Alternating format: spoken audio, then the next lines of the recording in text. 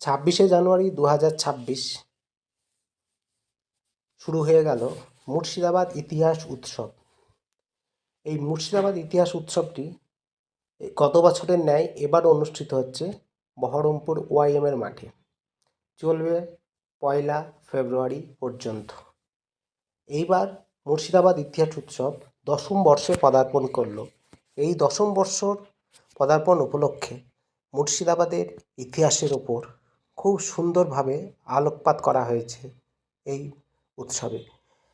প্রত্যেকটি ইতিহাসের প্রত্যেকটা জিনিসকে অতি পুঙ্খানুপুঙ্খভাবে এখানে আলোকসজ্জার মাধ্যমে দেখানো হয়েছে। আপনারা দেখতে পাচ্ছেন ডিসপ্লে বোর্ডে ভারতের গুপ্ত সাম্রাজ্য, চোল সাম্রাজ্য, সেন বংশ, সমগ্র অখণ্ড ভারত, ব্রিটিশ ভারত কেমন হতো, প্রত্যেকটা জিনিসকে খুব সুন্দরভাবে লাইটের মাধ্যমে তুলে ধরা আছে। এছাড়াও ভারতবর্ষে কোথায় কোথায় সেই সময়ে প্রাচীন বিশ্ববিদ্যালয়গুলো ছিল, তক্ষশিলা, অদন্তপুরী, সোমপুরী, বিক্রমশিলা, নালন্দা কোথায় কোথায় ছিল, সুন্দর লাইটের মাধ্যমে আপনারা দেখতে পাচ্ছেন ডিসপ্লে বোর্ডে খুব সুন্দরভাবে তুলে ধরা হয়েছে এই ইতিহাস উৎসবে।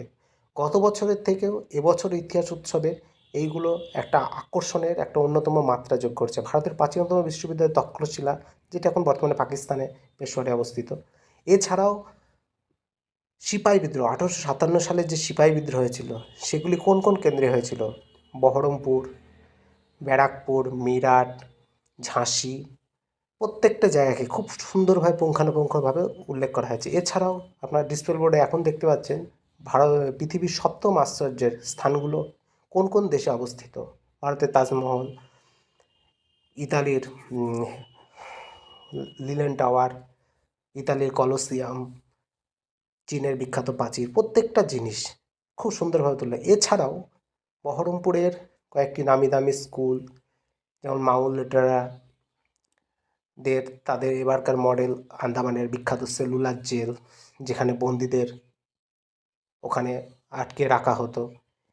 এছাড়াও এবারের ইতিহাস উৎসবের আরও একটি চমক হচ্ছে কলকাতার জাদুঘরের একটি প্রদর্শনী।